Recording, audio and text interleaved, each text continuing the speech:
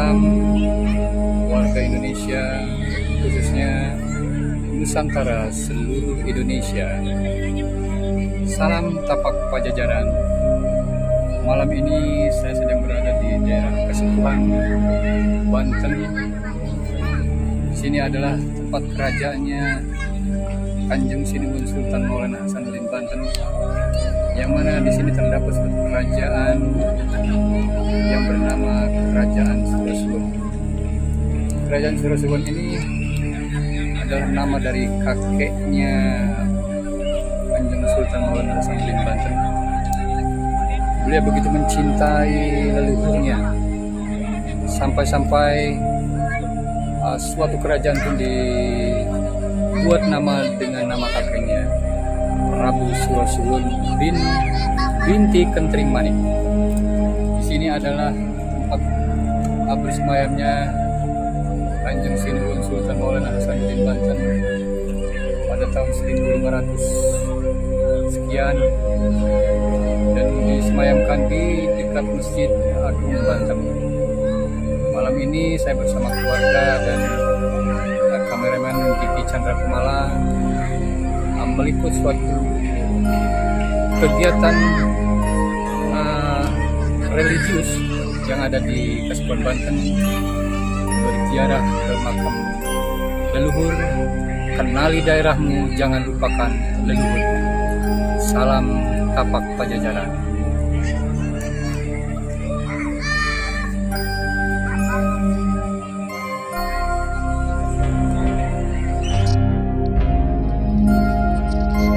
Kerajaan atau Kesultanan Banten didirikan oleh Syarif Hidayatullah atau dikenal sebagai Sunan Gunung Jati. Ia mengangkat anaknya Sultan Maulana Hasanuddin sebagai raja pertama Kesultanan Banten. Beliau adalah putra mahkota dari Kanjeng Sinuhun Sunan Gunung Jati. Pada masa kepemimpinan Maulana Hasanuddin atau Pangeran Sabak Kingking pada tahun 1552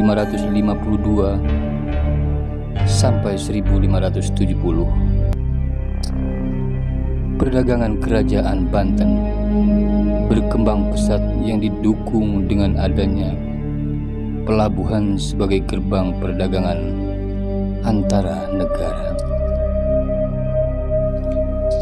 Banten mempunyai kisah heroik, kejayaan, keharuman, kebesaran Banten, dan keruntuhan kerajaan Banten.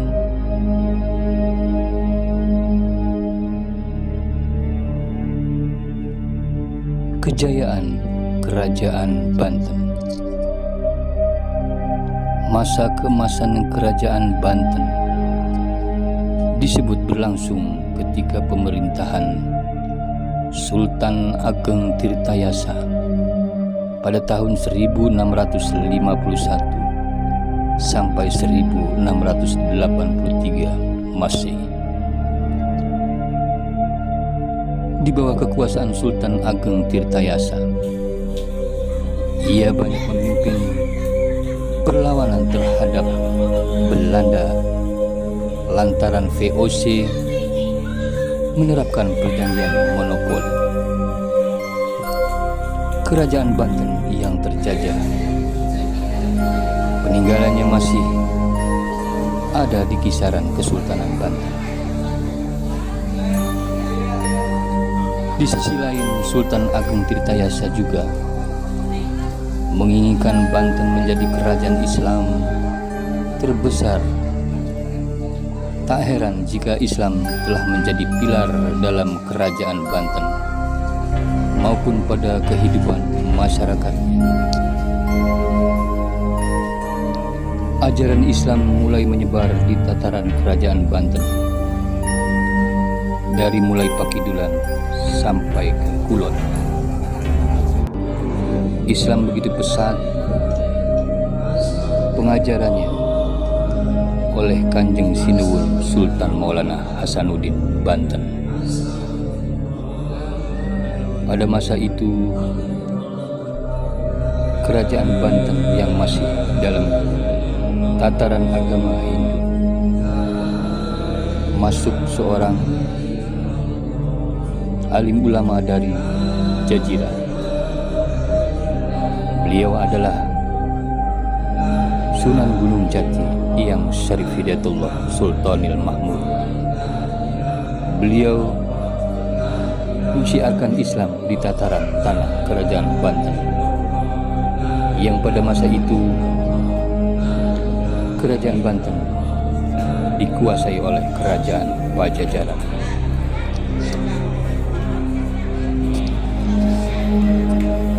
Peninggalan kerajaan Banten. Kerajaan Banten memiliki benda peninggalan yang menjadi bukti bahwa kerajaan ini pernah berjaya di masanya. Jejak peninggalan kerajaan Banten banyak berupa bangunan seperti Masjid Agung Banten, Istana Keraton Kaibon, Istana Keraton Surosuwun, Vihara Avalokite Vahara, Benteng Spelwejik, dan Meriam Ki Am. Peninggalan-peninggalan itu sebagai bukti bahwa Banten pernah berjaya. Beliau Aulia Sultan wal Arifin Asy-Syaikh Sultan Syarif Maulana Hasanuddin Al-Ajmadkan Al-Husaini Al-Bantan. Beliau merupakan seorang pendiri Kesultanan Banten. Ia juga bergelar Pangeran Sabak Kingking dan berkuasa di Banten dalam rentang waktu 1552 sampai 1570. Beliau merupakan putra dari salah satu wali Songo, yaitu Asy-Syaikh Maulana Sultan Syarif Hidayatullah Al-Ajmadkan Al-Husaini Al-Cireboni, Sahib Jabal Jati Sunan Gunung Jati Cirebon, Wali Songo. Beliau adalah anak dari keturunan-keturunan raja-raja Pajajaran. Asal dari ibunya adalah Nyimas Dewi Kawung Anten. Nyimas Dewi Kawung Anten ini adalah putri dari Prabu Surosuwun.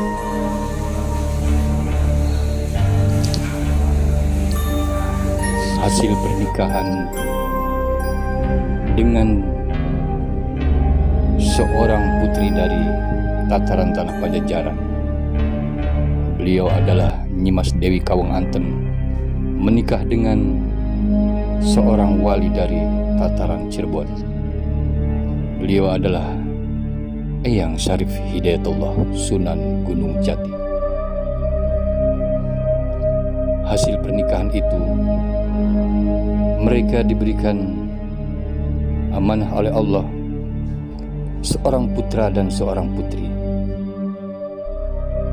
Satu laki-laki adalah seorang kesatria Pangeran Sabak Kingking, dan yang perempuannya adalah seorang Ratu Winau.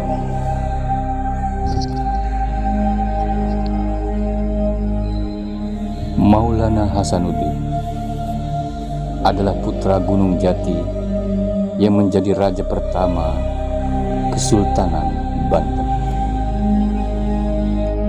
Ia naik tahta pada tahun 1552 Masehi, berkuasa hingga 1570 Masehi. Maulana Hasanuddin adalah putra kedua Sunan Gunung Jati dari istrinya Nyi Kawung Anten, yang merupakan putri Bupati Banten Prabu Surosuwun. Oleh Prabu Surosuwun, Maulana Hasanuddin diberi gelar Pangeran Sabak Kingking. Selama 18 tahun pemerintahnya, Kesultanan Banten berhasil menguasai Lampung yang banyak menghasilkan rempah-rempah. Selain itu, Banten berkembang menjadi bandar perdagangan dan penyebaran agama Islam.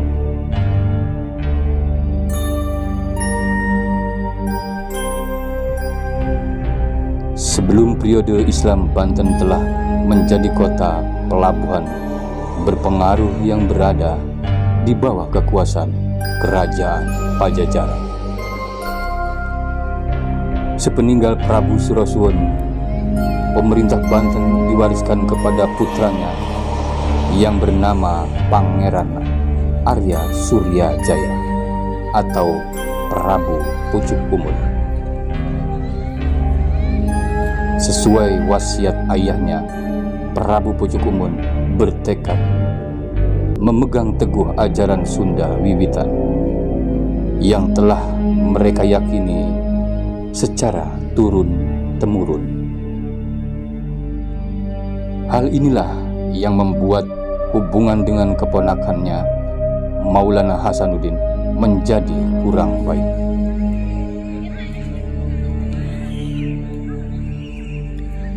Sejak sebelum dinobatkan sebagai Raja pertama Kesultanan Banten, Maulana Hasanuddin telah aktif menyebarkan ajaran Islam di wilayah tersebut. Dalam menjalankan dakwahnya, ia berkeliling dari satu ke daerah lain. Maulana Hasanuddin menggunakan cara yang dikenal oleh masyarakat setempat seperti menyabung ayam ataupun mengadu kesaktian. Hal ini pula yang membuat pengaruh agama Islam ke dalam kehidupan masyarakat Banten sangat dalam. Hingga akhir hayat,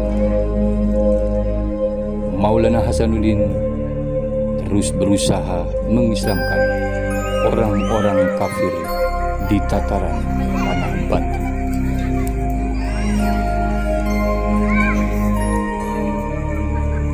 Atas jasanya itu, Banten menjadi salah satu pusat penyebaran Islam di Nusantara pada masa perkembangannya. Bahkan banyak orang-orang dari luar Banten yang sengaja datang untuk belajar ilmu agama Islam.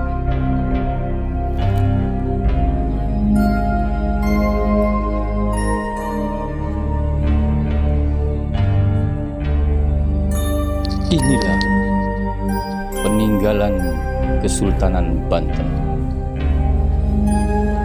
Sampai detik ini, masyarakat dari berbagai penjuru kota dan penjuru provinsi berdatangan untuk berziarah ke makam Sultan Maulana Hasanuddin Banten. Terima kasih telah menonton channel Tapak Pajajaran.